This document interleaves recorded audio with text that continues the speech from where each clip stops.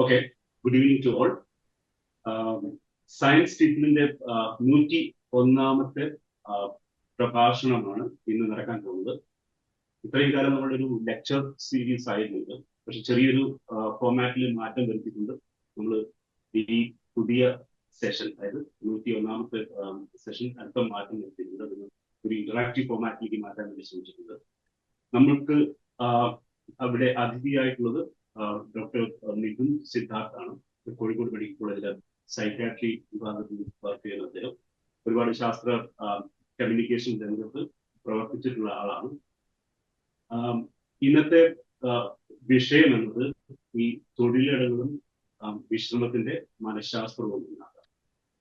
അതിനു മുമ്പ് ഒരു രണ്ടുപേരും ഈ സയൻസ് പീപ്പിളിനെ കുറിച്ച് പറയാം. നമ്മൾ കഴിഞ്ഞ 3 വർഷമായിട്ട് ഇത്തരത്തിലുള്ള പ്രഭാഷണങ്ങൾ, ശാസ്ത്ര സംബന്ധിയായ പ്രഭാഷണങ്ങൾ ഓൺലൈനിലും മറ്റും നടത്തിക്കുന്ന ഒരു കൂട്ടായ്മയാണ്.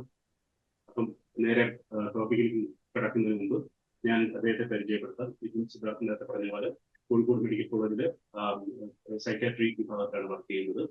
കോഴിക്കോട് തന്നെയാണ് പഠിച്ചത്, BSc MD എല്ലാം. നമ്മളെല്ലാം വളരെ കേൾക്കുന്ന ഒരു വാക്കാണ്, അല്ലെങ്കിൽ ഒരു ഇതാണ് നിങ്ങളുടെ വർക്ക് പ്രഷർ അല്ലെങ്കിൽ ബേൺഡ് ഔട്ട് എന്നുണ്ട്, പ്രത്യേകിച്ച് ഇന്നത്തെ പുതിയ വർക്ക് കൾച്ചറിനകത്ത്.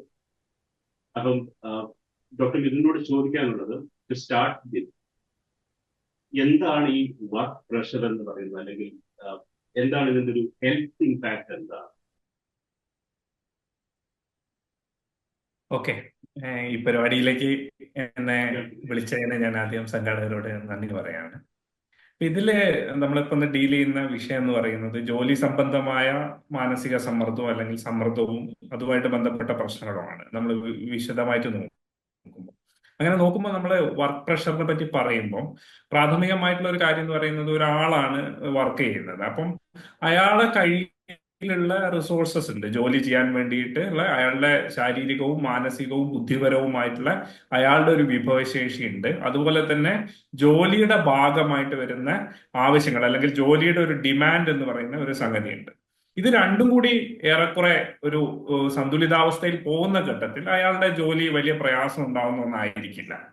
അല്ലെങ്കിൽ നമുക്ക് പറയാം, ഇത് തമ്മിൽ ആ ഒരു ജോലിയുടെ ഡിമാൻഡും അത് നിർവഹിക്കാനുള്ള അയാളുടെ ശേഷിയും തമ്മിൽ ഒരു സന്തുലനം ഉണ്ട് എന്ന് പറയുന്നത്. എന്നാൽ അത് മറികടക്കുന്ന ഘട്ടത്തിലാണ് നമ്മൾ ഈ വർക്ക് പ്രഷർ എന്ന് പറയുന്ന ഒരു സംഗതി വരുന്നത്. ഇപ്പൊ നമ്മൾ ശാസ്ത്രീയമായ ഒരു പഠനങ്ങളുടെ തലത്തിലേക്ക് പോയി കഴിഞ്ഞാൽ നമുക്ക് ഇത് അളക്കാൻ പറ്റുന്ന ഒരു രീതി എന്ന് പറയുന്നത്, പ്രധാനമായിട്ട് നമ്മൾ എംപിരിക്കലായിട്ട് നോക്കും, ഇത് അളക്കാൻ പറ്റുന്നത് വർക്കിംഗ് അവേഴ്സിന്റെ ഒരു രീതിയിലാണ്. എത്ര സമയം ഒരാൾ ജോലി ചെയ്യുന്നു എന്നുള്ളതാണ് നമുക്ക് ഒരു ഇൻഡിക്കേറ്റർ ആയിട്ട് ഉപയോഗിക്കാൻ പറ്റുന്നത്. അപ്പൊ ഈ ജോലി സമയവും അതുമായിട്ടുണ്ടാകുന്ന ശാരീരിക മാനസിക പ്രശ്നങ്ങളും നമ്മൾ ഒക്യുപേഷണൽ ഹെൽത്ത് എന്നൊക്കെ പറയുന്ന ഒരു പഠനശാഖയുടെ ഭാഗമാണ്. അപ്പൊ അതിൽ നിരവധി പഠനങ്ങൾ ആ തരത്തിൽ ഉണ്ടായിട്ടുണ്ട്. അപ്പൊ ഞാനിപ്പോ നമ്മുടെ ഈ ഒരു അവസരത്തിൽ ഞാൻ പ്രധാനമായിട്ടും 2021 വേൾഡ് ഹെൽത്ത് ഓർഗനൈസേഷനും അതുപോലെ തന്നെ ILOയും ഇന്റർനാഷണൽ ലേബർ ഓർഗനൈസേഷനും ഒന്നിച്ചിട്ട് ജോലിയുമായിട്ട് ബന്ധപ്പെട്ട രോഗവും അതുപോലെ തന്നെ പരിക്കുകളെയും പറ്റിയിട്ട് വിശദമായ വലിയ 2 പഠനങ്ങൾ പുറത്തുവിട്ടിട്ടുണ്ട്. വലിയ പഠനങ്ങൾ എന്ന് പറയുമ്പോൾ ഞാൻ ഉദ്ദേശിക്കുന്നത് സിസ്റ്റമാറ്റിക് റിവ്യൂ, മെറ്റാ അനാലിസിസ് എന്ന് പറയുന്ന പഠനങ്ങളാണ്. അതിൽ ഉദ്ദേശിക്കുന്നത് വെച്ചാൽ സിസ്റ്റമാറ്റിക് റിവ്യൂ അല്ലെങ്കിൽ മെറ്റാ അനാലിസിസ് എന്ന് പറയുമ്പോൾ മുമ്പ് നടന്ന നിരവധി പഠനങ്ങളുടെ റിസൾട്ടുകൾ ഉപയോഗിച്ച് പല സ്ഥലങ്ങളിൽ പല സാഹചര്യങ്ങളിൽ പലതരം ആളുകളിൽ നടന്ന പഠനങ്ങൾ ഉണ്ടാവും. അതെല്ലാം സമാഹരിച്ച് സ്റ്റാറ്റിസ്റ്റിക്കൽ രീതികൾ ഉപയോഗിച്ച് പൊതുവായിട്ടുള്ള ഒരു നിഗമനത്തിൽ എത്താൻ വേണ്ടി ഉപയോഗിക്കുന്ന പഠനങ്ങളാണ്. അപ്പൊ അത്തരം 2 പഠനങ്ങൾ 2021 കാലഘട്ടത്തിൽ ILOയും WHO ഭാഗമായിട്ടുള്ള ഒരു പഠന ഗ്രൂപ്പിന്റെ ഭാഗമായിട്ട് പുറത്തു വന്നിട്ടുണ്ട്. അപ്പൊ ആ പഠനങ്ങൾ പറയുന്നത് പ്രത്യേകിച്ച് 2 കാര്യങ്ങളിലാണ് അത് അതിന്റെ ഔട്ട്കമായിട്ട് നോക്കുന്നത്. ഒന്ന് സ്ട്രോക്ക് ആണ്, നമ്മൾ പക്ഷാഘാതം എന്ന് പറയുന്നത്. അതുപോലെ തന്നെ IHD അല്ലെങ്കിൽ ഇസ്കീമിക് ഹാർട്ട് ഡിസീസ് അല്ലെങ്കിൽ നമ്മൾ ഹാർട്ട് അറ്റാക്ക് എന്ന് പറയുന്ന രോഗവുമായിട്ട് ബന്ധപ്പെട്ട് ആളുകൾ മരിക്കുന്നതിന്റെ ഒരു കണക്കുമാണ്. അപ്പൊ ഇത് എത്ര വലിയ പഠനം എന്ന് പറയാൻ കാരണം ഞാൻ വെച്ചാല് ഇതില് ഹാർട്ട് അറ്റാക്കുമായിട്ട് ബന്ധപ്പെട്ട പഠനം എന്ന് പറയുന്നത് 7,68,000 ആളുകളിലാണ് ആ പഠനം നടത്തുന്നത്. വെച്ചാൽ നമുക്ക് കിട്ടിയ ഈ പഠനങ്ങളെല്ലാം കൂടി ഈ സമാഹരിച്ചിട്ടാണല്ലോ ഈ പഠനങ്ങൾ ഉണ്ടാവുന്നത്. അതായത് മെറ്റാ അനാലിസിസ് സിസ്റ്റമാറ്റിക് റിവ്യൂ ഉണ്ടാവുന്നു. അപ്പൊ 7,68,000 ആളുകളിലെ ഡാറ്റ കമ്പൈൽ ചെയ്തിട്ടാണ് ഇസ്കീമിക് ഹാർട്ട് ഡിസീസിന്റെ പഠനം. അത് 37 പഠനങ്ങളുണ്ട് 13 രാജ്യങ്ങളിൽ നിന്ന്. അതുപോലെ തന്നെ സ്ട്രോക്കുമായിട്ട് ബന്ധപ്പെട്ട പഠനങ്ങൾ എന്ന് പറയുന്നത് 22 പഠനങ്ങൾ അവർ ഉപയോഗിച്ചു. അത് മൊത്തം 8,39,000 ആളുകളുണ്ട് 8 രാജ്യങ്ങളിൽ നിന്നുള്ള പഠനം. അപ്പൊ അവർ നോക്കിയത് എന്താന്ന് വെച്ചാൽ വർക്കിംഗ് അവേഴ്സും ഈ പറയുന്ന സ്ട്രോക്കും അല്ലെങ്കിൽ ഹാർട്ട് അറ്റാക്കുമായിട്ടുള്ള മരണവുമായിട്ട് ബന്ധമുണ്ടോ എന്നുള്ളതാണ്. അപ്പൊ അവര് അതിന് വർക്കിംഗ് അവേഴ്സിനെ കണക്കാക്കിയത് ഒന്ന് 35 തൊട്ട് 40 മണിക്കൂർ ഒരാഴ്ചയിൽ വർക്ക് ചെയ്യുക. അതാണ് സ്റ്റാൻഡേർഡ് വർക്കിംഗ് അവേഴ്സ് ആയിട്ട് കണക്കാക്കിയത്. പിന്നെ 40 തൊട്ട് 48, 49 തൊട്ട് 54, 55 മണിക്കൂറിന് മേലെ ഇങ്ങനെ നോക്കിക്കഴിഞ്ഞപ്പം 35 തൊട്ട് 40 മണിക്കൂർ ജോലി ചെയ്യുന്ന ആളുകളെക്കാൾ 55 മണിക്കൂറിലധികം ആഴ്ചയിൽ ജോലി ചെയ്യുന്ന ആളുകളെ പരിഗണിക്കുമ്പം അവരുടെ സ്ട്രോക്ക് വരാൻ അവർക്ക് 35% ഒരു ഹയർ ആയിട്ടുള്ള റിസ്ക് ഉണ്ട് എന്നും, അതുപോലെ തന്നെ ഹാർട്ട് അറ്റാക്ക് വഴി മരണം സംഭവിക്കാനുള്ള സാധ്യത 17%-ലധികമാണ്. അപ്പൊ അതൊരു വലിയ നമ്പറാണ്. അപ്പം നമുക്ക് വളരെ സോളിഡ് ആയ ഒരു ഡാറ്റ ഈ അർത്ഥത്തിൽ ആരോഗ്യ പ്രശ്നങ്ങളുമായിട്ട് ബന്ധപ്പെട്ടിട്ടുണ്ട്. മറ്റൊരു കാര്യം കൂടി ഇതിൽ പറയാൻ വിചാരിക്കുന്നു. നമുക്ക് ഈ പഠനങ്ങളൊക്കെ എന്ന് പറയുന്നത് നമുക്ക് ഇതിനകത്ത് പലതരം ജോലികളുണ്ട്. അപ്പോൾ അത് എല്ലാത്തിനെയും ഒരേപോലെ കണക്കാക്കാൻ പറ്റുമെന്ന് ആളുകൾ ചോദിക്കാം. അത്തരം പ്രശ്നങ്ങൾ ഇതിനകത്തുണ്ട്. അതുപോലെ തന്നെ ഇതില് ഒരു വേറെ രീതിയിൽ എടുത്തു കഴിഞ്ഞു കഴിഞ്ഞാല് ജോലി സമയം ലഘൂകരിക്കുന്നത് കൊണ്ട് ആരോഗ്യ പ്രശ്നങ്ങൾ കുറയും, അല്ലെങ്കിൽ ജോലി സമയം കുറയ്ക്കുന്നുണ്ട്. അപ്പൊ അതുമായിട്ട് ബന്ധപ്പെട്ട ഒരു പഠനം എന്ന് പറയുന്നത് ഫ്രാൻസിലെ 1998 കാലഘട്ടത്തിൽ ജോലി സമയം 39 മണിക്കൂറിൽ നിന്ന് 35 മണിക്കൂറിലേക്ക് കുറച്ച ഒരു കാലഘട്ടം ഉണ്ടായിരുന്നു. അപ്പൊ ആ സമയത്ത് അവിടെ നടത്തിയ ഒരു 2 ഗവേഷകർ നടത്തിയ പഠനത്തിൽ ആരോഗ്യമായിട്ട് ബന്ധപ്പെട്ട 2 ഇൻഡിക്കേറ്ററുകൾ, അതായത് സ്മോക്കിങ്, ജോലി സമയം കുറയുമ്പോൾ സ്മോക്കിംഗ് കുറഞ്ഞു. അതുപോലെ തന്നെ അത് പ്രത്യേകിച്ച് ബ്ലൂ കോളർ വർക്കേഴ്സിന്റെ ഇടയിൽ, അതുപോലെ മറ്റ് വൈറ്റ് കോളേഴ്സ് വർക്കേഴ്സിന്റെ ഇടയിൽ ബോഡി മാസ് ഇൻഡെക്സ്, അതായത് ശരീരത്തിൽ തടി കൂടുന്ന ഒബീസിറ്റി, പൊണ്ണത്തടിയൊക്കെ വരുന്ന അല്ലെങ്കിൽ അമിതവണ്ണം വരുന്ന അവസ്ഥ കുറഞ്ഞു എന്നും കാണുന്നുണ്ട്. അപ്പം എന്നാൽ നമുക്ക് തിരിച്ചിട്ടുള്ള പഠനങ്ങളുണ്ട്. IMFന്റെ ഒരു പഠനം പറയുന്നത് ജോലി സമയം കുറയ്ക്കുമ്പോൾ അത്ര വെൽബീയിങ് ഉണ്ടാവുന്നില്ല എന്നുള്ളതാണ്. ഇത് ഈ രീതിയിൽ നമുക്ക് എന്താണ് വ്യത്യസ്തമായ ചില അത് പഠനത്തിന്റെ രീതി അനുസരിച്ചും നമ്മൾ പരിഗണിക്കുന്ന കാര്യങ്ങൾ അനുസരിച്ചും ചില മാറ്റങ്ങളൊക്കെ കാണാമെങ്കിലും പൊതുവിൽ നമുക്ക് ജോലി സമയം വർദ്ധിക്കുന്നതിനനുസരിച്ച് ആരോഗ്യ പ്രശ്നങ്ങൾ ഉണ്ടാവുന്നു എന്ന കാര്യത്തിൽ യാതൊരു സംശയവും ഇല്ല എന്ന രീതിയിലുള്ള ഇറഫ്യൂട്ടബിൾ ആയിട്ടുള്ള ഡാറ്റ ഇന്നുണ്ട് എന്ന് പറയാൻ പറ്റും. അപ്പൊ നമ്മൾ ഇതിനോട് ചേർത്ത് വെച്ച് വായിക്കുകയാണെങ്കിൽ ഇപ്പം ഞാനൊക്കെ മനസ്സിലാക്കുന്നത് മനുഷ്യന്റെ ശരീരം എന്ന് പറഞ്ഞാൽ വലിയൊരു ഫാക്ടറിയാണ്. ഒരുപാട് രാസപ്രവർത്തനങ്ങൾ നടന്നുകൊണ്ടേയിരിക്കുന്നുണ്ട്. അപ്പം ഈ വലിയ ഒരു ഫാക്ടറിയിൽ trillions of chemical reactions happening every day. So you need some kind of rest. കുറച്ചൊരു റെസ്റ്റ് വേണം. അപ്പം ഒരു ദിവസം ഒരു 8 മണിക്കൂർ ഉറങ്ങിക്കഴിഞ്ഞാൽ ഈ പറഞ്ഞ പ്രശ്നങ്ങളിൽ നിന്നെല്ലാം രക്ഷപ്പെടാൻ പറ്റുമോ? ഈവൻ ഇഫ് നമ്മൾ കുറച്ചധികം നേരം വർക്ക് ചെയ്തു എങ്കിൽ പോലും ഒരു 8 മണിക്കൂർ ഉറക്കം കൊണ്ട് പരിഹരിക്കാവുന്നതാണോ ഇത്? അത് നമുക്ക് ഉറക്കം ആവശ്യമാണ്. എത്ര ഉറക്കം ആവശ്യമാണ് എന്നുള്ളതിനെ പറ്റിയിട്ടുള്ള നിഗമനങ്ങളിൽ പ്രാഥമികമായിട്ട് പറയുന്നത് 6 മണിക്കൂറിൽ കുറവ് ഉറങ്ങുന്നത് എല്ലാവർക്കും പ്രശ്നമാണ് എന്നുള്ളതാണ്. പക്ഷെ ഓരോ വ്യക്തിക്കും ഓരോ അളവിൽ ഉറക്കം ആവശ്യമാണെന്നുള്ളത്. മിക്ക ആളുകൾക്കും ഒരു 7 to 9 അവേഴ്സ് ഉറക്കം ആവശ്യമാണ് എന്ന് പറയുന്നുണ്ട്. പക്ഷെ അങ്ങനെ ഉറങ്ങിക്കഴിഞ്ഞാലും അല്ലാത്ത സമയത്ത് ഓവർ വർക്ക് ചെയ്തു കഴിഞ്ഞാൽ അത് ആരോഗ്യ പ്രശ്നങ്ങൾ ഉണ്ടാക്കുമെന്ന് തന്നെയാണ് കാണുന്നത്. ഇതിന്റെ ഒരു ബയോളജി എന്താ? ഇപ്പം ഈ സ്ട്രെസ് എന്ന് പറഞ്ഞാൽ ഇപ്പൊ നേരത്തെ ഇപ്പൊ അങ്ങ് ചോദിച്ചപ്പോലെ എത്ര സമയം വർക്ക് ചെയ്തു എന്നുള്ളപ്പോൾ വർക്കിന്റെ തന്നെ സ്വഭാവങ്ങളൊക്കെ മാറിയിട്ടുണ്ട്. പലതരത്തിലുള്ള വർക്കുകളുണ്ട്. അപ്പം സ്ട്രെസ്സിന്റെ ഒരു ബയോളജി എന്താണെന്ന് വിശദീകരിക്കാൻ പറ്റുമോ? അത് ഇതിലൊരു പ്രധാനപ്പെട്ട കാര്യം. ഇപ്പൊ നമ്മൾ പറഞ്ഞു വെച്ചാൽ നമ്മളെ ഡാറ്റ ഇപ്പൊ പറഞ്ഞത് എന്താണ്, കൂടുതൽ ജോലി സമയം വരുമ്പോൾ അത് ആരോഗ്യ പ്രശ്നങ്ങൾ ഉണ്ടാക്കുന്നു എന്നുള്ളതാണ്. അതെങ്ങനെയാണ് കൂടുതൽ ജോലി സമയം വരുമ്പം ആരോഗ്യ പ്രശ്നങ്ങൾ ഉണ്ടാവുന്നത് എന്നുള്ള ഒരു ചോദ്യം അതിന്റെ പശ്ചാത്തലത്തിൽ വരുന്നുണ്ട്. അപ്പൊ അത് സ്ട്രെസ് എന്താണ് ശരീരത്തിൽ ചെയ്യുന്നത് എന്നുള്ളത് നോക്കണം. സ്ട്രെസ് തന്നെ പലതരത്തിലുള്ള തരത്തിലുണ്ട് എന്ന് പറയാം. നമ്മൾ അക്യൂട്ട് സ്ട്രെസ് എന്ന് പറയുന്നത് പെട്ടെന്ന് ഉണ്ടാവുന്ന, അതായത് പെട്ടെന്ന് നമ്മുടെ ശരീരത്തിനും മനസ്സിനും ഒരു ഡിമാൻഡ് ഡീൽ ചെയ്യണം, അല്ലെങ്കിൽ ഒരു സാഹചര്യത്തിനെ ഡീൽ ചെയ്യണം. പെട്ടെന്ന് നമ്മൾ നായ അടിക്കാൻ വന്നാൽ നമുക്ക് ഓടണം. അങ്ങനെയുള്ള ഒരു സാഹചര്യം ആണെങ്കിൽ ശരീരത്തിൽ മാറ്റങ്ങൾ ഉണ്ടാവും. മാറ്റങ്ങൾ ഉണ്ടാവുക എന്ന് പറഞ്ഞു കഴിഞ്ഞാൽ നമ്മളെ ഹാർട്ട് റേറ്റ് കൂടും, ഹൃദയമിടിപ്പിന്റെ നിരക്ക് കൂടും, അതുപോലെ തന്നെ ബ്ലഡ് പ്രഷർ കൂടും, മസിലിന്റെ ടെൻഷൻ കൂടും, നമ്മളെ ബുദ്ധിപരമായിട്ടുള്ള ശേഷികൾ, നമ്മളെ വിജിലന്റ് ആവും, നമ്മളെ ഉണർവ് കൂടും, കാര്യങ്ങൾ ചെയ്യാനുള്ള കഴിവ് കൂടും. അങ്ങനെ ആ സ്ട്രെസ് ഇപ്പൊ അതുപോലെ തന്നെ പെട്ടെന്ന് ഒരു കാര്യം, ഒരു ഡെഡ് ലൈൻ മീറ്റ് ചെയ്യേണ്ട ഒരു ആവശ്യം വന്നു കഴിഞ്ഞാൽ അല്ലാത്ത ജോലികളിൽ നമ്മൾ ഈ പറഞ്ഞ പോലെ ഒരു അക്യൂട്ട് സ്ട്രെസ് എന്ന് പറയുന്ന ഒരു തലമുണ്ട്. അത് സാധാരണഗതിയിൽ അത്ര പ്രശ്നമുള്ളതല്ല. കാരണം എന്താ വെച്ചാൽ ആ ടാസ്ക് കഴിഞ്ഞു കഴിഞ്ഞാൽ ആ ശരീരം അതിന്റെ മുന്നിലുള്ള ഒരു സ്വാസ്ഥ്യാവസ്ഥയിലേക്ക് പോവുകയും പ്രശ്നങ്ങൾ ഉണ്ടാവുകയും ചെയ്യില്ല. അതാണൊന്ന്. രണ്ടാമത്തെ ഒരു പ്രശ്നം എന്ന് പറഞ്ഞു കഴിഞ്ഞാൽ എപ്പിസോഡിക് അക്യൂട്ട് സ്ട്രെസ് എന്ന് പറയുന്ന ഒരു സാധനം. ഇത് ഇടയ്ക്കിടയ്ക്ക് അക്യൂട്ട് സ്ട്രെസ് വരാം. അതായത് എപ്പോഴും ഫ്രീക്വന്റ് ആയിട്ട്. അത് പലപ്പോഴും എന്താ വെച്ചാൽ ഒരുപാട് ഡെഡ് ലൈൻസ് മീറ്റ് ചെയ്യേണ്ട ആൾക്കാർക്ക്, അപ്പൊ ഓരോ ഡെഡ് ലൈനും ഒരു അക്യൂട്ട് സ്ട്രെസ് ആണ്, അല്ലെങ്കിൽ ഓരോ കമ്മിറ്റ്മെന്റും ഒരു അക്യൂട്ട് സ്ട്രെസ് ആണ്. അപ്പൊ ഇത് പലപ്പോഴും കാണുന്നത് വെച്ചാൽ നമുക്ക് വേണ്ട മാതിരി ഓർഗനൈസ് ചെയ്യാൻ പറ്റാത്ത ആളുകള്, അല്ലെങ്കിൽ അത്രയധികം ഡിമാൻഡിങ് ആയിട്ടുള്ള വർക്ക് എൻവയോൺമെന്റ് ഉണ്ടാകുമ്പോൾ ഒക്കെ അങ്ങനെ വരാം. അത് ശരീരത്തെ സംബന്ധിച്ചോളം ഒരു പ്രശ്നമാണ്. പിന്നെ ഒന്നുള്ള ഏറ്റവും പ്രധാനപ്പെട്ട ഒരു പ്രശ്നം എന്ന് പറയുന്നത് ക്രോണിക് സ്ട്രെസ് ആണ്. ക്രോണിക് സ്ട്രെസ് എന്ന് പറയുമ്പം നമ്മൾ ഈ പറയുന്ന പോലെ അക്യൂട്ട് സ്ട്രെസ്സിന്റെ ഒരു സാഹചര്യത്തിൽ ഉണ്ടായ ശാരീരിക മാറ്റങ്ങൾ സാധാരണഗതിയിൽ ആ സ്ട്രെസ് മാറുമ്പോൾ ഇല്ലാതായി പോകും. പക്ഷെ അത് പകരം അത് നിലനിൽക്കും. കാരണം എന്താ വെച്ചാൽ നമ്മുടെ ജോലി സ്ഥലത്ത് സ്ഥിരമായിട്ട് സ്ട്രെസ് ഉണ്ടാക്കുന്ന തരത്തിലുള്ള ഒരു അന്തരീക്ഷം, അത് ഒരുപക്ഷെ ജോലിന്റെ ഡിമാൻഡ് കൊണ്ടാവാം, അല്ലെങ്കിൽ നമ്മൾ ആ പ്രശ്നം കൈകാര്യം ചെയ്യുന്ന രീതി കൊണ്ടാവാം, നമ്മൾക്ക് ആ സ്ട്രെസ് എന്ന് പറയുന്ന അവസ്ഥ സ്ഥിരമായിട്ട് നിൽക്കും. അത് വേറെ രീതിയിൽ പറഞ്ഞ ഒരു ലോ ഗ്രേഡ് ആയിട്ട് നമ്മൾ അക്യൂട്ട് സ്ട്രെസ്സിന്റെ ആ ഒരു വലിയ രീതിയിലുള്ള മാറ്റങ്ങൾ ഉണ്ടാവുന്നതിന് പകരം ഒരു ലോ ഗ്രേഡ് പെർപെച്വൽ സ്ട്രെസ് ആയിട്ട് സ്ട്രെസ് നിൽക്കും. അതാണ് ക്രോണിക് സ്ട്രെസ് അല്ലെങ്കിൽ ദീർഘകാല സ്ട്രെസ് എന്ന് പറയുന്നത്. ഇതൊരു പ്രധാനപ്പെട്ട ആരോഗ്യ പ്രശ്നങ്ങൾ ഉണ്ടാക്കാൻ പറ്റുന്ന സ്ട്രെസ്സാണ്. മറ്റു തരത്തിലുള്ള സ്ട്രെസ്സും ഉണ്ട്. നമുക്ക് അതിവിടെ ജോലിപരമായിട്ട് പരിഗണിക്കണം എന്നില്ല വല്ലാതെ. കാരണം ട്രോമാറ്റിക് സ്ട്രെസ് എന്ന് പറയുന്ന വലിയ രീതിയിലുള്ള ട്രോമ ഉണ്ടാവുമ്പോൾ, നമുക്ക് തീരെ സഹിക്കാൻ പറ്റാത്ത സാഹചര്യങ്ങൾ ഉണ്ടാകുമ്പോഴുള്ള സ്ട്രെസ് ഉണ്ട്. അതുപോലെ തന്നെ എൻവയോൺമെന്റിന്റെ ഭാഗമായിട്ട് ഓവർ ക്രൗഡഡ് ആയ എൻവയോൺമെന്റ് ഉണ്ടാവുക, എപ്പോഴും നോയ്സ് വരിക, അപ്പൊ അത് ശരീരത്തിന് സ്ട്രെസ് ഉണ്ടാക്കുന്നുണ്ട്. അത് വർക്ക് പ്ലേസിൽ ചിലപ്പോഴൊക്കെ പ്രധാനമായിരിക്കും. അപ്പൊ ഇങ്ങനെ സംഭവിക്കുമ്പോൾ ബോഡീന്റെ സ്ട്രെസ്സിനോടുള്ള റിയാക്ഷൻ എന്ന് പറയുന്നത് പ്രധാനമായിട്ടും നമുക്ക് വേണമെങ്കിൽ രണ്ട് രീതിയിൽ വർഗീകരിക്കാൻ പറ്റും.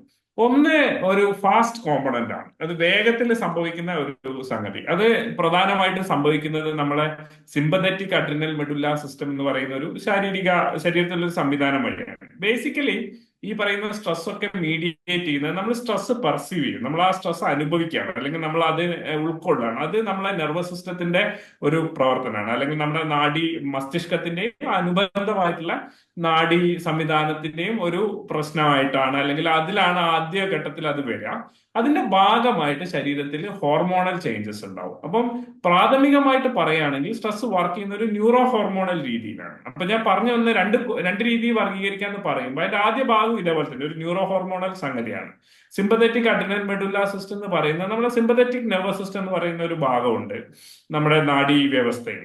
അപ്പൊ അത് ഈ പറയുന്ന നേരത്തെ പറഞ്ഞ പോലെ നമ്മളെ സ്ട്രെസ് ഉണ്ടാവുന്ന സമയത്ത് ഒരു ഫ്ലൈറ്റ് ആൻഡ് ഫൈറ്റ് റെസ്പോൺസിനൊക്കെ വേണ്ടിയിട്ടുള്ള ഒരു സംവിധാനമാണ്. നമുക്ക് അതിനെ എതിരിടാൻ വേണ്ടിയിട്ടുള്ള ബുദ്ധിപരവും ശാരീരികവുമായ തയ്യാറെടുപ്പ് നടത്താനുള്ള സംവിധാനമാണ്. അപ്പൊ അതിന്റെ ഭാഗമായിട്ട് സിമ്പതറ്റിക് സ്റ്റിമുലേഷൻ ഉണ്ടാവുമ്പോൾ നമ്മുടെ അഡ്രീനൽ എന്ന് പറയുന്നത് നമ്മുടെ കിഡ്നീന്റെ മുകളിലുള്ള രണ്ട് ഗ്ലാൻഡുകളാണ്. ഓരോ കിഡ്നീന്റെ മുകളിലും ഓരോ ഗ്ലാൻഡ്. അഡ്രീനൽ ഗ്ലാൻഡ്സ് അതിന്റെ മെഡുലയിൽ നിന്ന് നമ്മൾ സാധാരണ പറയുന്ന അഡ്രിനാലിൻ എന്ന് പറയുന്ന ഹോർമോൺ ഉണ്ടാവും. അപ്പൊ അഡ്രിനാലിൻ ശരീരത്തിൽ വലിയധികം മാറ്റങ്ങൾ ഉണ്ടാകും. ഈ രീതിയിൽ നമ്മളെ തയ്യാറെടുക്കാൻ വേണ്ടി സഹായിക്കുന്ന മാറ്റങ്ങൾ ഉണ്ടാക്കുന്ന ഹോർമോണാണ്. അപ്പൊ അഡ്രിനാലിൻ നമ്മൾ അഡ്രീനൽ ഗ്ലാൻഡിൽ നിന്ന് അഡ്രിനാലിൻ പുറത്തു വരും. അപ്പൊ അത് ശരീരത്തിൽ മാറ്റങ്ങളുണ്ട്. അതാണ് പെട്ടെന്ന് സ്ട്രെസ്സുമായിട്ട് ബന്ധപ്പെട്ട്, പ്രത്യേകിച്ച് അക്യൂട്ട് സ്ട്രെസ്സുമായിട്ട് ബന്ധപ്പെട്ടുണ്ടാകുന്ന മാറ്റങ്ങൾ. രണ്ടാമത്തെ സ്ലോ ആയിട്ടുള്ള ഒരു സിസ്റ്റമാണ്. അത് നമ്മുടെ ഹൈപ്പോതലാമോ പിറ്റ്യൂട്ടറി ആക്സിസ് എന്ന് പറയുന്ന ഒരു സംവിധാനം വഴിയാണ്. ഹൈപ്പോതലാമസ് ബ്രെയിനിന്റെ ഒരു ഭാഗമാണ്. അത് നമ്മളെ പിറ്റ്യൂട്ടറി അല്ലെങ്കിൽ പിറ്റ്യൂട്ടറി പീയൂഷ ഗ്രന്ഥിയുമായിട്ട് ബന്ധപ്പെട്ടിരിക്കുന്നു. അത് ഇതേ പറഞ്ഞ പോലെ തന്നെ നമ്മളെ അഡ്രീനൽ ഗ്രന്ഥിയുമായിട്ട് അതിന് കണക്ഷൻ ഉണ്ട്. പ്രത്യേകിച്ച് അത് ഹോർമോൺ വഴിയാണ്. ഹൈപ്പോതലാമസ് ഇത്തരം സന്ദർഭങ്ങളിൽ ഒരു CRH എന്ന് പറയുന്ന കോർട്ടിക്കോട്രോപ്പിൻ റിലീസിംഗ് ഹോർമോൺ എന്ന് പറഞ്ഞ ഒരു ഹോർമോൺ ഉൽപ്പാദിപ്പിക്കും. അത് പിറ്റ്യൂട്ടറിയിൽ നിന്ന് ACTH എന്ന് പറഞ്ഞ ഒരു ഹോർമോൺ ഉൽപ്പാദിപ്പിക്കും. അതിന്റെ ഭാഗമായിട്ട് അഡ്രീനൽ ഗ്രന്ഥികളിൽ നിന്ന് കോർട്ടിസോൾ ഉൽപ്പാദിപ്പിക്കും. അപ്പൊ ഇതാണ് ക്രോണിക് സ്ട്രെസ്സിന്റെ ഒരു പ്രധാന ഭാഗം. അപ്പൊ ക്രോണിക് സ്ട്രെസ് ഉണ്ടാവുമ്പോൾ സിമ്പതറ്റിക് നെർവസ് സിസ്റ്റത്തിന്റെ നമ്മൾ ആദ്യം പറഞ്ഞ സിമ്പതറ്റിക് അഡ്രിനൽ മെഡുല സിസ്റ്റം അത് സസ്റ്റൈൻഡ് ആയിട്ട്, അതായത് ദീർഘകാലം നീണ്ടു നിൽക്കുന്ന രീതിയിൽ ഓവർ ആക്റ്റീവ് ആയിട്ട് നിൽക്കും. അതുപോലെ തന്നെ HPA ആക്സിസിന്റെ പ്രവർത്തന ഫലമായിട്ട് ഈ കോർട്ടിസോളും ശരീരത്തിൽ കൂടുതൽ വരും. അപ്പൊ ഈ ഹൈപ്പർ കോർട്ടിസോളീമിയ എന്ന് പറയുന്ന അവസ്ഥയാണ്. അപ്പൊ ഇതിന്റെ ഭാഗമായിട്ട് ശരീരത്തിൽ കോശങ്ങൾക്ക് പല വിധത്തിലുള്ള പ്രശ്നങ്ങൾ വരും. ഒന്ന് പറയുന്നത് ഓക്സിഡേറ്റീവ് സ്ട്രെസ് എന്ന് പറയുന്ന ഒരു അവസ്ഥ വരും. അത് വരുമ്പോൾ എന്താ വെച്ചാൽ കോശങ്ങൾക്ക് നാശം വരും. അതുപോലെ എൻഡോത്തീലിയൽ ഡിസ്ഫങ്ഷൻ. എൻഡോത്തീലിയം എന്ന് പറയുന്നത് നമ്മളെ ഈ രക്തക്കുഴലുകളുടെ ഉള്ളിലുള്ള ഒരു കോശങ്ങളാണ്. അപ്പൊ അതിന് പ്രശ്നങ്ങൾ വരും. അതിന്റെ പ്രശ്നം വരുന്നതിന്റെ ഭാഗമായിട്ട് നമുക്ക് അഥെറോസ്ക്ലെറോസിസ് എന്ന് പറയുന്നത്, അതായത് രക്തക്കുഴലുകൾ അടയുന്ന അവസ്ഥ ഉണ്ടാവും. അപ്പൊ അതാണ് സ്വാഭാവികമായിട്ടും സ്ട്രോക്കിലേക്കും ഹാർട്ട് അറ്റാക്കിലും ഒക്കെ നയിക്കുന്നത്. ഇത് മാത്രമല്ല, ലിപ്പിഡ് മെറ്റബോളിസത്തിൽ പ്രശ്നം വരും. അപ്പം കൊളസ്ട്രോൾ കൂടുക, അതുപോലുള്ള വിഷയങ്ങൾ വരും. ഇമ്മ്യൂൺ സിസ്റ്റം, ലിംഫോസൈറ്റ്സിന്റെ ആക്ടിവിറ്റി കുറയും. അപ്പൊ എന്താ വെച്ചാൽ ഇമ്മ്യൂണോളജിക്കൽ ആയിട്ടുള്ള ഡിസ്ഫങ്ഷൻ വരും. അപ്പൊ ഫ്രീക്വന്റ് ആയിട്ട് ഇൻഫെക്ഷൻ വരും. വൂണ്ട് ഹീലിംഗ്, മുറികളൊക്കെ ഉണ്ടായി കഴിഞ്ഞാൽ, അത് പരിക്ക് പറ്റി കഴിഞ്ഞാൽ അത് ഹീൽ ചെയ്യാൻ വേണ്ടിയിട്ടുള്ള സമയം എടുക്കും. പിന്നെ മസിൽ വേസ്റ്റിംഗ് വരും. അപ്പൊ ആ രീതിയിൽ ശരീരത്തിൽ മുഴുവനും ബാധിക്കുന്ന രീതിയിലുള്ള ഒരു ന്യൂറോ ഹോർമോണൽ ചേഞ്ചസ് ഉണ്ടാക്കാൻ വേണ്ടിയിട്ട് ക്രോണിക് സ്ട്രെസ്സിന് കഴിയും. അപ്പൊ അത് വഴിയാണ് യഥാർത്ഥത്തിൽ ഈ പറയുന്ന ലോങ് വർക്കിംഗ് അവേഴ്സ് ശരീരത്തിൽ എന്താണ് ആരോഗ്യ പ്രശ്നങ്ങൾ ഉണ്ടാക്കുന്നു എന്ന് പറയുന്ന ആ ഒരു പ്രവർത്തനം നടക്കുന്നത് ഈ രീതിയിലുള്ള ബയോളജിക്കൽ ചേഞ്ചസ് വഴിയാണെന്ന് പറയാൻ പറ്റും. ആകെ മൊത്തം ബോഡി ഡിസോറിയന്റഡ് ആയി പോകുന്നാണ് പറഞ്ഞിട്ട് സാർ, അല്ലെ? അപ്പം അങ്ങനത്തെ കണ്ടീഷനില്ല. പക്ഷെ ഇതില് നമ്മളൊക്കെ അറിയുന്ന ഒരു കാര്യം എന്താ വെച്ചാൽ, പലർക്കും ഈ സ്ട്രെസ് ഉണ്ട് എന്നത് തിരിച്ചറിയാത്തൊരവസ്ഥ കൂടി നിലനിൽക്കുന്നുണ്ടോ? നമ്മളിപ്പോ ഏകദേശം എല്ലാവരും 8-10 മണിക്കൂർ ജോലി ചെയ്യുന്നവരാണ്. ഈ സ്ട്രെസ് ഉണ്ട് എന്നുള്ളത് എങ്ങനെയാണ് അറിയാ? അത് സ്ട്രെസ് ഉണ്ടെന്ന് പ്രധാനപ്പെട്ട ഒരു ചോദ്യം. കാരണം എന്താ വെച്ചാൽ പലപ്പോഴും നമുക്ക് സ്ട്രെസ് ഉണ്ടെന്ന് നമുക്ക് മനസ്സിലാവില്ല. പ്രത്യേകിച്ച് ക്രോണിക് സ്ട്രെസ്. അക്യൂട്ട് സ്ട്രെസ് ആണെങ്കിൽ മനസ്സിലാവും. നമ്മുടെ മുന്നിൽ വലിയൊരു പ്രശ്നമുണ്ട്, നമുക്കത് ഡീൽ ചെയ്യാൻ പറ്റുന്നില്ല, അല്ലെങ്കിൽ നമ്മൾ എങ്ങനെയൊക്കെയോ കഷ്ടപ്പെട്ടിട്ട് അത് ഡീൽ ചെയ്യുന്നു. അങ്ങനെ വരുമ്പോൾ നമുക്കറിയാം എന്തൊരു പ്രശ്നമുണ്ട്, ഞാനൊരു പ്രയാസത്തിലാണെന്ന്. പക്ഷെ സ്ഥിരമായിട്ട് നമ്മളെ ജോലി സ്ഥലത്തുള്ള പ്രശ്നങ്ങളാണ്. അപ്പൊ അതിന്റെ ഭാഗമായിട്ട് നമുക്ക് സ്ട്രെസ് ഉണ്ടോ എന്നുള്ളത് മനസ്സിലാക്കുക എന്നുള്ളത് ഒരു പ്രധാനപ്പെട്ട വിഷയമാണ്. അപ്പൊ പലപ്പോഴും അതിന്റെ ലക്ഷണങ്ങൾ എന്ന് പറയുന്നത്, നമുക്കത് മറ്റ് ലക്ഷണങ്ങളെ നമുക്ക് സ്ട്രെസ് ഉണ്ട് എന്നുള്ള ഒരു അനുഭവമായിട്ടല്ല അത് വരാം. ഇപ്പൊ ഉദാഹരണത്തിന് നമ്മുടെ കയ്യിലൊരു മുറിവ് പറ്റി കഴിഞ്ഞാൽ നമുക്ക് മുറിവ് കാണാൻ പറ്റും. അപ്പൊ നമുക്ക് പറയാൻ പറ്റും കയ്യിലൊരു മുറിവുണ്ട്, അത് വേദനയാവുന്നുണ്ടെന്ന് പറയും. സ്ട്രെസ്സിന്റെ കേസിൽ ഒരു പ്രശ്നം എന്താ വെച്ചാൽ, സ്ട്രെസ് എന്ന് പറയുന്നതിന്റെ ഒരു അനുഭവം അല്ലെങ്കിൽ അത് നമ്മളെ മാനസികമായിട്ട് ഉള്ള ഒരു സംഗതി കൂടിയാണ്. അപ്പൊ നമ്മളെ ബുദ്ധിപരമായിട്ട് മനസ്സിലാക്കേണ്ട ഒരു സാധനമാണ്. അപ്പൊ അത് പലപ്പോഴും നമുക്ക് ചേർത്ത് വായിക്കാൻ പറ്റില്ല. അപ്പൊ അതിന്റെ ലക്ഷണങ്ങൾ എന്ന് പറയുന്ന കുറെ ലക്ഷണങ്ങളുടെ രൂപത്തിലായിരിക്കും അത് പലപ്പോഴും പ്രത്യക്ഷപ്പെടുക. ഉറക്കത്തിന്റെ പ്രശ്നമായിരിക്കും പലപ്പോഴും, ഉറങ്ങാൻ ഭയങ്കര ബുദ്ധിമുട്ടുണ്ടാവും. മറ്റൊന്ന് റിലാക്സ് ചെയ്യാൻ പറ്റാത്തൊരവസ്ഥ. കാരണം നമ്മളിപ്പോ ജോലിയൊക്കെ കഴിഞ്ഞ് വന്നാലും സാധാരണഗതിയിൽ നമുക്ക് അതൊക്കെ ഒഴിവാക്കി റിലാക്സ് ചെയ്യാൻ വേണ്ട ഒരു ഇത് കിട്ടണം. കാരണം നമ്മള് ജോലിയുടെ ഭാഗമായിട്ട് നമ്മള് കുറച്ച് സ്ട്രെസ് ഒക്കെ ഉണ്ടാവും. നമ്മൾ സ്ട്രെസ് എന്ന് പറയുന്ന ഒരു അവസ്ഥയുണ്ട്. സ്ട്രെസ് എന്ന് പറഞ്ഞാൽ നല്ല സ്ട്രെസ് ആണ്. നമുക്കൊരു പരീക്ഷ എഴുതണമെങ്കിൽ, അത്യാവശ്യം പ്രധാനപ്പെട്ട ഒരു ടാസ്ക് ചെയ്യണമെങ്കിലൊക്കെ നമ്മളൊരു ചെറിയൊരു സർട്ടൻ ലെവൽ ഓഫ് ഒരു റെഡിനെസ് വേണം. അപ്പൊ അത് പക്ഷെ നമ്മള് വിശ്രമിക്കാനിരിക്കുമ്പോൾ അത് ആവശ്യമില്ല. അപ്പം പക്ഷെ നമ്മള് റിലാക്സ് ചെയ്യാൻ ഇരിക്കുമ്പോഴും ഈ പറയുന്ന നമ്മൾ വിജിലൻസ് പോകുന്നില്ല, നമുക്ക് റിലാക്സ് ചെയ്യാൻ പറ്റുന്നില്ല, എന്തൊക്കെയോ ചെയ്യാനുണ്ട് എന്നുള്ളൊരു ഫീലിംഗ് വരുന്നു. ആ രീതിയിലുള്ള ബുദ്ധിമുട്ടുകൾ ഉണ്ടാവും. പിന്നെ ഫിസിക്കൽ സിംറ്റംസ് ആയിട്ട് വരാം. പലപ്പോഴും സ്ട്രെസ്, നേരത്തെ പറഞ്ഞ പോലെ നമ്മളെ വയറിന് ഉള്ള ലക്ഷണങ്ങൾ. ഇപ്പൊ പ്രത്യേകിച്ച് നമ്മൾ പറയും ഗട്ട് ബ്രെയിൻ ആക്സിസിനെ ബാധിക്കും സ്ട്രെസ് എന്ന് പറയും. അപ്പൊ വയറിന് ദഹനേന്ദ്രിയ വ്യവസ്ഥയിലെ പ്രശ്നങ്ങൾ, അബ്ഡോമിനൽ ഡിസ്കംഫർട്ട്, ഗ്യാസ് വരിക, അല്ലെങ്കിൽ വയറിച്ചിൽ വരിക, അത്തരം സിംറ്റംസ് ആയിട്ട് വരാം. അല്ലെങ്കിൽ ശരീരത്തിൽ വേദനകളും കടച്ചിലും ആ രീതിയിലുള്ള ലക്ഷണങ്ങളായിട്ട് വരാം. അപ്പം അതിന്റെ പല രീതിയിലുള്ള ലക്ഷണങ്ങൾ. പിന്നെ ആങ്സൈറ്റി, ഡിപ്രഷൻ ആ രൂപത്തിൽ വരാം. അത്തരത്തില് നമ്മൾ സ്ട്രെസ് എന്നുള്ള ഒരു മീനിങ് നമ്മൾ പിന്നീട് കൊടുക്കേണ്ടി വരും ഈ പറയുന്ന ലക്ഷണങ്ങൾ. ഇത് നോക്കുമ്പോൾ നമ്മൾ ഈ പറയുന്ന ലക്ഷണങ്ങൾക്കൊക്കെ ഒരു പക്ഷെ ഡോക്ടറെ കാണാനൊക്കെ പോകും, പക്ഷെ കാണൂല. കാണുമ്പോൾ പ്രത്യേകിച്ചൊന്നും ഒരു കാരണമൊന്നും കാണൂല. പിന്നീടായിരിക്കും നമ്മൾ ഇതിനെ ഒരു സ്ട്രെസ്സിലേക്ക് പിൻ ഡൗൺ ചെയ്യുന്നുണ്ടാവും. അപ്പൊ അത് വളരെ സാധാരണയായിട്ട് സംഭവിക്കുന്നതാണ്. നമ്മൾ ആ സ്ട്രെസ് റെക്കഗ്നൈസ് ചെയ്യാൻ വേണ്ടിയിട്ട് സമയം എടുക്കുക എന്നുള്ള ഒരു കാര്യം. സാധാരണ കേൾക്കുന്ന ഒരു 3 വാക്കാണ് ഈ സ്ട്രെസ്, ആങ്സൈറ്റി, ഡിപ്രഷൻ. അപ്പൊ ഇത് തമ്മിൽ വല്ല കണക്ഷൻ ഉണ്ടോ, അല്ലെങ്കിൽ ഇതൊക്കെ ഒരു ഐസൊലേറ്റഡ് ആയിട്ടുള്ള?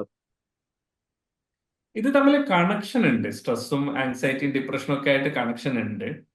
സ്വാഭാവികമായിട്ടും സ്ട്രെസ്സിന് ആങ്സൈറ്റി ഉണ്ടാക്കാൻ പറ്റും, സ്ട്രെസ് ഡിപ്രഷനിലേക്ക് നയിക്കാം. അതേപോലെ തന്നെ ആൻസൈറ്റി ഡിസോർഡേഴ്സ് ഉണ്ട്, അതല്ലെങ്കിൽ ഡിപ്രസീവ് ഡിസോർഡേഴ്സ് ഉണ്ട് നമ്മുടെ സൈക്യാട്രിയിൽ പറയുന്ന. അപ്പൊ അവിടെ എന്താ വെച്ചാൽ സിംറ്റംസ് കുറച്ചുകൂടി തീവ്രമാവുകയും അത് നമ്മുടെ ഫങ്ഷനിങ്ങിനെ ബാധിക്കുകയും ചെയ്യുന്ന ഒരവസ്ഥ ഉണ്ടാവും. അപ്പോഴാണ് നമ്മള് ഡിസോർഡർ ആയിട്ട് കണക്കാക്കുന്നത്. പലപ്പോഴും സ്ട്രെസ്സുമായിട്ട് ബന്ധപ്പെട്ടിട്ട് ഈ പറയുന്ന ഡിസോർഡേഴ്സ് വരാം. ആൻസൈറ്റി ഡിസോർഡറോ ഡിപ്രസീവ് ഡിസോർഡറോ ഒക്കെ വന്ന് ആളുകളെ നമുക്ക് സൈക്കാട്രിക് ആയിട്ട് ചികിത്സിക്കേണ്ട അവസ്ഥ വരാം. പക്ഷെ അങ്ങനെ വരാതെ തന്നെ സ്ട്രെസ്സുമായിട്ട് ബന്ധപ്പെട്ട ലക്ഷണങ്ങൾ വരാൻ പറ്റും ആളുകൾക്ക്. അതായത് നമുക്ക് ഡിസോർഡർ ഡയഗ്നോസ് ചെയ്യാനുള്ള ഒരു സാഹചര്യം ഉണ്ടാവുകയില്ല. എന്നാൽ അതേസമയം എന്താണ് ആൻസൈറ്റി സിംറ്റംസ് ഉണ്ടാവും, ഡിപ്രസീവ് സിംറ്റംസ് ഉണ്ടാവും. എന്നാൽ അത് എന്താണ് അത്രയും പൂർണ്ണമായ ഒരു രോഗത്തിലേക്ക് വികസിക്കുകയില്ല. പലപ്പോഴും നമ്മൾ ജോലി സംബന്ധമായിട്ടൊക്കെ പറയുമ്പോൾ ബേൺ ഔട്ട് എന്നൊക്കെ പറയുന്ന ഒരു അവസ്ഥയൊക്കെ ഇതുമായിട്ട് ബന്ധപ്പെട്ടിട്ട് നമ്മൾ പറയാറുണ്ട്. പക്ഷെ ഇപ്പൊ നമ്മൾ വീണ്ടും ഈ തൊഴിലിടത്തിന്റെ ഇതിലേക്ക് തിരിച്ചു വരികയാണെങ്കിൽ ഇപ്പൊ ആളുകളെ കാണുന്നുണ്ടാവും. ഇപ്പൊ ഇതിന്റെ ഈ പുതിയ തൊഴിലിടത്തിന്റെ രീതികൾ മാറിയിട്ടുണ്ട്. ഇപ്പൊ തൊഴിൽ എന്ന് പറഞ്ഞാൽ അധ്വാനിക്കുന്ന അതല്ലാതെ IT സെക്ടറും ഒരുപാട് സർവീസ് സെക്ടേഴ്സിലെല്ലാം. അപ്പം ഈ സ്ട്രെസ്സിലും ഇതിൽ വ്യത്യാസങ്ങൾ വരുന്നുണ്ട്. ഒരു തൊഴിലാളിക്ക് ഉണ്ടാവുന്ന സ്ട്രെസ് ആണെങ്കിൽ അത് ഈ സ്ട്രെസ്സിൽ വേറെ വല്ല വേരിയേഷൻസും അങ്ങനെ ശ്രദ്ധിച്ചിട്ടുണ്ടോ? അല്ലെങ്കിൽ പാറ്റേൺസ് വല്ലതും കണ്ടിട്ടുണ്ടോ ഈ അടുത്ത കാലത്തുള്ള? ഇതിൽ ഒരു കാര്യം നമുക്ക് പറയാൻ പറ്റും. നമ്മളിപ്പോ സാധാരണ ഫിസിക്കലി ഡിമാൻഡിങ് ആയിട്ടുള്ള ജോലികൾ, ശാരീരിക അധ്വാനം കൂടുതൽ വേണ്ടി വരുന്ന ജോലികളുണ്ട്. അപ്പൊ അതല്ലാണ്ട് ഇപ്പം താങ്കൾ പറഞ്ഞ പോലെ അല്ലാതെ ഇപ്പൊ പുതിയതായിട്ട് IT-യിലും ബാങ്കിങ്ങിലും ഒക്കെയുള്ള ശാരീരിക അധ്വാനം വേണമെങ്കിലും കൂടുതലായിട്ട് മാനസികമായിട്ടുള്ള അധ്വാനവും മറ്റു രീതിയിലുള്ള ശേഷികളും ഒക്കെ ആവശ്യമുള്ള ജോലികളും ഉണ്ട്. അപ്പൊ ശാരീരിക അധ്വാനം പ്രാഥമികമായി വരുന്ന പല ജോലികളിലും എന്താണെന്ന് വെച്ച് കഴിഞ്ഞാൽ ആ ജോലി കഴിഞ്ഞാൽ അവരുടെ പ്രശ്നങ്ങൾ തീരും സാധാരണഗതിക്ക്. അപ്പം വർക്കിംഗ് അവേഴ്സ് ലിമിറ്റഡ് ആണെങ്കിൽ ആ സമയത്ത് ശാരീരിക അധ്വാനം കഴിയുന്നതോടെ അതിന്റെ പ്രശ്നം പൊതുവെ തീരും. എന്നാൽ ഇപ്പോഴുള്ള ജോലികൾ പ്രത്യേകിച്ച് ബേൺ ഔട്ട് എന്ന് പറയുന്ന ഒരു അവസ്ഥ കൂടുതലായിട്ട് കാണുന്നുണ്ട് എന്ന് തോന്നുന്നു. ബേൺ ഔട്ട് ഞാൻ പറയാൻ കാരണം, ബേൺ ഔട്ട് എന്ന് പറയുന്ന അവസ്ഥ എന്ന് പറയുന്നത് ഒരു രോഗമായിട്ടല്ല കണക്കാക്കുന്നത്. പ്രത്യേക രോഗങ്ങളെ വർഗീകരിക്കുന്ന ഒരു സംവിധാനമുണ്ട്, ഇന്റർനാഷണൽ ക്ലാസിഫിക്കേഷൻ ഓഫ് ഡിസീസസ്. അപ്പൊ അതിന്റെ 11ാമത്തെ ഓളിലാണ് ഇപ്പോൾ ഉള്ളത്, ICD-11 എന്ന് പറയും.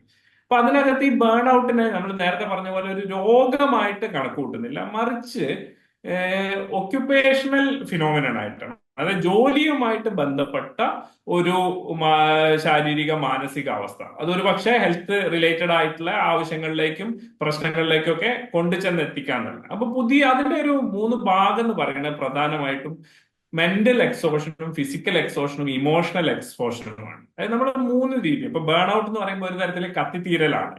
അപ്പം ഫിസിക്കൽ എക്സോഷൻ ഒബ്വിയസ്ലി നമുക്കറിയാം, നമ്മൾ ശാരീരികമായിട്ട് ക്ഷീണിക്കുക എന്നുള്ള അവസ്ഥയാണ്, ജോലി സമയം കൂടുതലുണ്ടോ അല്ലെങ്കിൽ ഡിമാൻഡ് ഉണ്ടോ. മറ്റേത് മെന്റൽ എക്സോഷൻ എന്ന് പറയുമ്പോൾ ഇപ്പൊ പുതിയ ജോലികൾ നമ്മളിപ്പം IT സെക്ടറിലും ഇതൊക്കെ എടുക്കുകയാണെങ്കിൽ വലിയ രീതിയിലുള്ള മാനസിക അധ്വാനം ആവശ്യമായിട്ടുള്ള ജോലികളാണ്. അപ്പം അത് സ്വാഭാവികമായിട്ടും ഈ പറയുന്ന ശേഷികളൊക്കെ, നമ്മളെ മെന്റൽ എക്സോഷൻ എന്ന് പറയുന്നത് വളരെ എന്താണ് പ്രധാനപ്പെട്ട, ജോലിപരമായിട്ട് വളരെ പ്രധാനപ്പെട്ട ഒരു കാര്യമാണ്. പ്രത്യേകിച്ച് ഞാൻ ഇതുമായിട്ട് ബന്ധപ്പെട്ട ഒരു പഠനം 2011 വന്നതാണ്. അപ്പൊ ഇത് ആനുഷികമായിട്ട് ഓർമ്മിച്ചതാണ്. അതായത് ജുഡീഷ്യൽ ഓഫീസ്, ഇസ്രായേലില് പരോൾ കൊടുക്കുന്ന ജുഡീഷ്യൽ ഓഫീസേഴ്സിന്റെ ഈ പരോൾ മറ്റേ പ്രിസൺ പരോളിന്റെ അവര് എത്ര പെർസെന്റേജ് ആൾക്കാർക്കാണ് പരോൾ കൊടുക്കുന്നതും അത് ദിവസത്തിന്റെ ഏത് സമയത്താണ് കൊടുക്കുന്നതെന്ന് നോക്കിയപ്പോൾ ഇവര് രാവിലെയൊക്കെ കൂടുതലായിട്ട് പരോൾ കൊടുക്കുന്നുണ്ട്. പക്ഷെ മീൽ ടൈമിന്റെ തൊട്ട് മുന്നേ എത്തുമ്പോഴേക്ക് പരോളിന്റെ റേറ്റ് ഭയങ്കരമായിട്ട് കുറയാണ്. അതായത് പരോൾ ഈവൻ 0ന്റെ അടുത്തേക്ക് എത്തുന്നു എന്നാണ് പറയുന്നത്. അപ്പൊ ഇതിനെ പല ആംഗിളിൽ സമീപിക്കുന്നത് നല്ലോണം സൈറ്റ് ചെയ്തൊരു പഠനമാണ്. ഇത് 1000-ലധികം സൈറ്റേഷൻസ് ഉള്ള പഠനമാണ്. അതിന് പല രീതിയിലുള്ള വിമർശനവും അല്ലെങ്കിൽ പല രീതിയിലുള്ള ആലോചനകളൊക്കെ ഉണ്ട്. പക്ഷെ പൊതുവെ എന്താ വെച്ചാല് ആളുകൾ ടയേർഡ് ആവുകയും, ഇപ്പം അങ്ങനത്തെ ജോലിയാണ്, പ്രത്യേകിച്ച് ശാരീരിക അധ്വാനം വരുന്ന ജോലിയല്ല, ചിന്തിച്ചിട്ട് കാര്യങ്ങൾ ചെയ്യേണ്ട ജോലിയാണ്. അപ്പൊ അത്തരം ജോലികളിൽ ആളുകള് ടയർഡ് ആവുന്ന ഒരു അവസ്ഥയിൽ ബുദ്ധിപരമായിട്ടുള്ള ഒരു എക്സോഷൻ സംഭവിക്കുമ്പോൾ ജോലിന്റെ ക്വാളിറ്റീനെ അല്ലെങ്കിൽ അതിന്റെ ഔട്ട്കമിനെ ബാധിക്കുന്നു എന്നുള്ളതാണ് ഒരു കാര്യം മനസ്സിലാവുന്നത്. രണ്ടാമത്തെ കാര്യം ഇമോഷണൽ എക്സോഷന്റെ ഒരു ഫീല് വരും. അത് ഇത് പ്രത്യേകിച്ച് പുതിയ ജോലികളിൽ ഇത് കാര്യമായിട്ടുണ്ട്. കാരണം ഇമോഷണൽ എക്സോഷന്റെ ഒരു പ്രശ്നം എന്ന് പറയുന്നത് ഇത് പലപ്പോഴും ഈ ഹ്യൂമൻ സെന്റേർഡ് ആയിട്ടുള്ള ഹ്യൂമൻ സർവീസസ് ആയിരിക്കും. നമ്മൾ ക്ലയന്റിനെ ഡീൽ ചെയ്യേണ്ട ജോലികള് ഇപ്പൊ ബാങ്കിങ്ങിലാണെങ്കിൽ ക്ലയന്റിനെ ഡീൽ ചെയ്യേണ്ടി വരും. അതുപോലെ തന്നെ നമ്മളെ പുറകിലുള്ള ബാക്കിലുള്ള ഓഫീസേഴ്സിനെ അഡ്മിനിസ്ട്രേറ്റീവ് സൈഡ് ഡീൽ ചെയ്യേണ്ടി വരും. IT-യിലും ഇതേപോലെ തന്നെ ക്ലയന്റിനെ ഡീൽ ചെയ്യുന്ന ആളുകൾ ഉണ്ടാവും. കോഡിംഗ് വർക്ക് ചെയ്യാത്ത ക്ലയന്റിനെ ഡീൽ ചെയ്യേണ്ട ആൾക്കാരെ മാനേജ് ചെയ്യുന്ന മാനേജീരിയൽ ജോലികൾ ചെയ്യുന്ന ആളുകളും ഒക്കെ ഹ്യൂമൻ ഇന്ററാക്ഷൻസ് വരുന്ന സ്ഥലങ്ങളിലൊക്കെ ഈ ഇമോഷണൽ എക്സോഷന്റെ ഒരു പോയിന്റ് വളരെ പ്രധാനമാണ്. ഒരു പ്രശ്നം വരുന്നത് എന്താ വെച്ചാൽ പല ആളുകൾക്കും ജോലിയിൽ വേണ്ടത്ര ഓട്ടോണമി ഫീൽ ചെയ്യുന്നില്ല. അതായത് അവർക്ക് ആവശ്യമുള്ള ഒരു കൺട്രോൾ, അതായത് നമ്മൾ ചെയ്യുന്ന ഒരു ജോലിയാണ്, അപ്പൊ അതിന് ജനറൽ ഗൈഡ് ലൈൻസ് കിട്ടുന്നത് ശരിയാണ്. പക്ഷെ അതിനപ്പുറത്തേക്ക് പലപ്പോഴും ആളുകൾ മൈക്രോ മാനേജ് ചെയ്യുകയും ഇടപെടുകയൊക്കെ ചെയ്യുന്ന അവസ്ഥകൾ ഉണ്ടാവും. അപ്പം ജോലിയിലും ജോലി സ്ഥലത്തും അതിന്റെ ഔട്ട്കമ്മിലും ഒന്നും ഒരു കൺട്രോൾ കിട്ടുന്നില്ല. അപ്പൊ അതൊരു പ്രശ്നമാണ്, ഓട്ടോണമി ഫീൽ ചെയ്യാണ്ടിരിക്കുക. രണ്ടാമത്തെ സാധനം,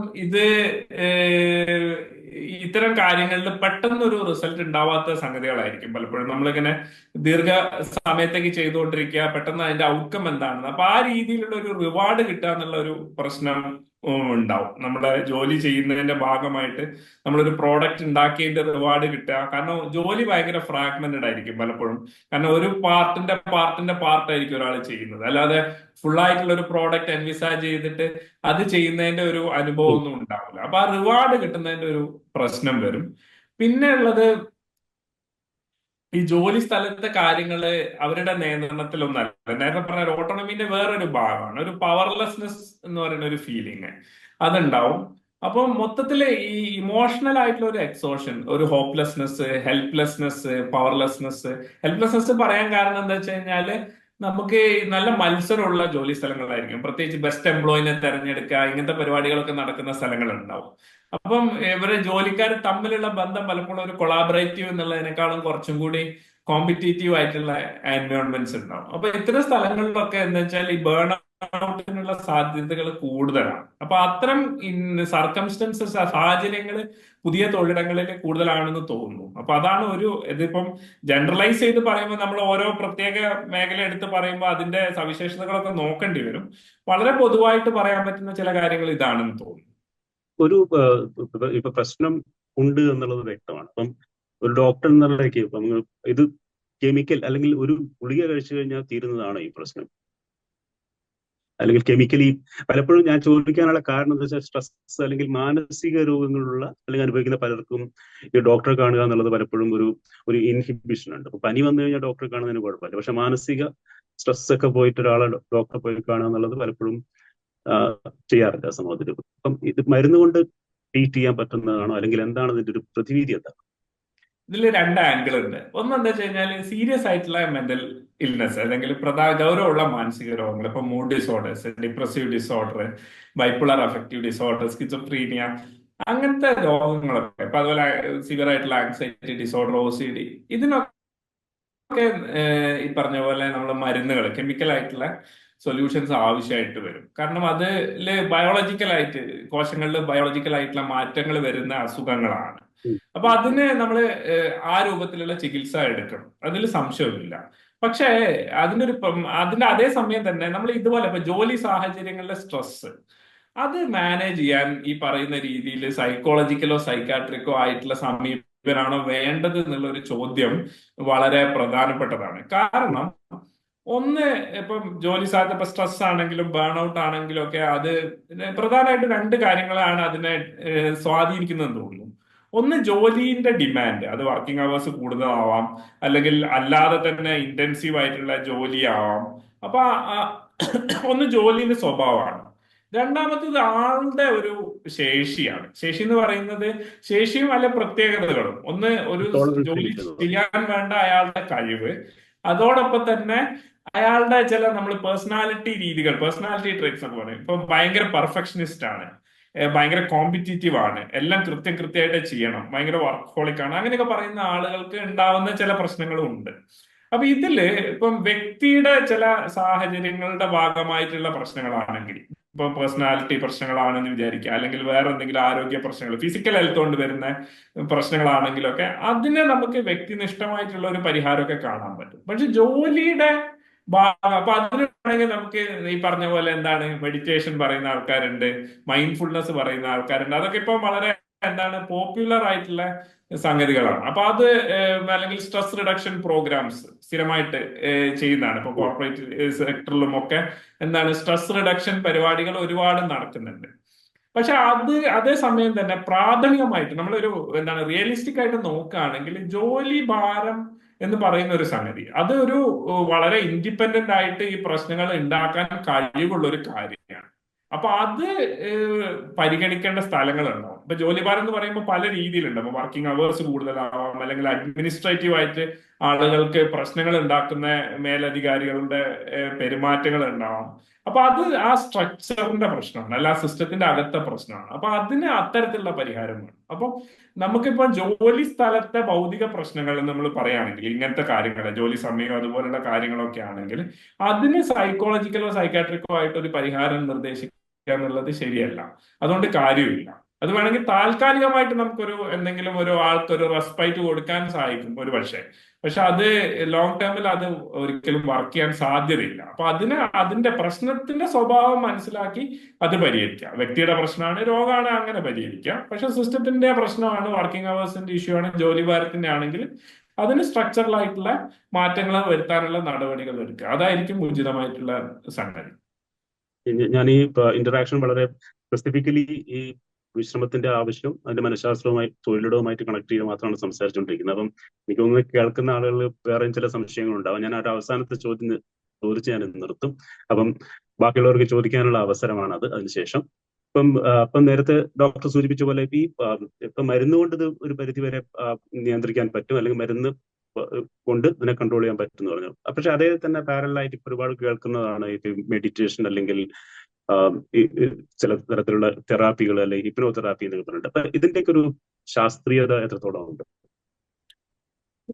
ഇതില് മെഡിറ്റേഷൻ ആണ് ഇപ്പം നമ്മൾ പൊതുവെ ഇപ്പം വളരെ പോപ്പുലർ ആയിട്ട് എല്ലാത്തിന്റെയും ഒരു എന്താ പറയാ ഏത് പ്രശ്നത്തിന്റെ ഒരു പരിഹാരമായിട്ട് പലപ്പോഴും പറയുന്ന ഒരു സംഗതി.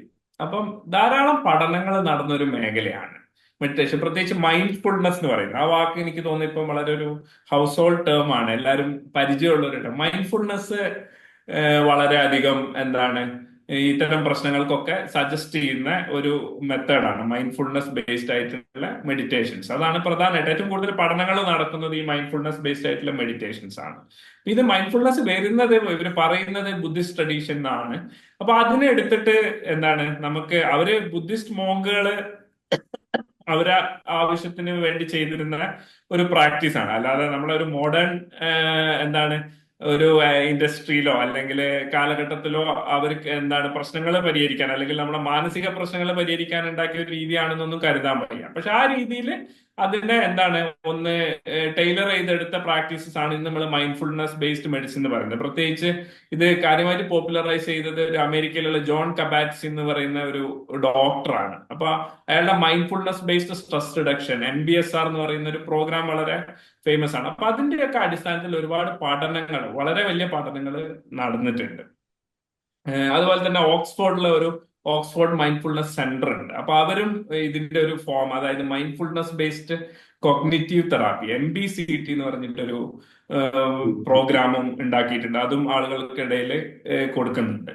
അപ്പൊ ഇതുമായിട്ട് ബന്ധപ്പെട്ടിട്ട് ഉള്ള എവിഡൻസ് പരിശോധിക്കും. എനിക്ക് തോന്നുന്നു പ്രധാനമായിട്ട് നമുക്കൊരു പോളിസി ലെവലിൽ ഇത് ആലോചിച്ച ഇത് UK ഇവര് ഇത് യൂസ്ഫുൾ ആണോ എന്ന് അവിടുത്തെ ഓൾ പാർട്ടി പാർലമെന്ററി കമ്മിറ്റി ഒരു റിപ്പോർട്ട് ഉണ്ടാക്കി എക്സ്പേർട്സുമായിട്ട് സംസാരിച്ചിട്ട്.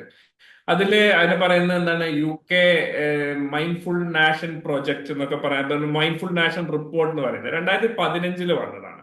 അപ്പൊ അതിൽ അവര് എവിഡൻസസ് ഒക്കെ പരിശോധിച്ച ഒരു പ്രിസ്ക്രിപ്ഷൻ, ഒരു പോളിസി പ്രിസ്ക്രിപ്ഷന് വേണ്ടി ശ്രമിച്ച ഒരു ഡോക്യുമെന്റാണ്.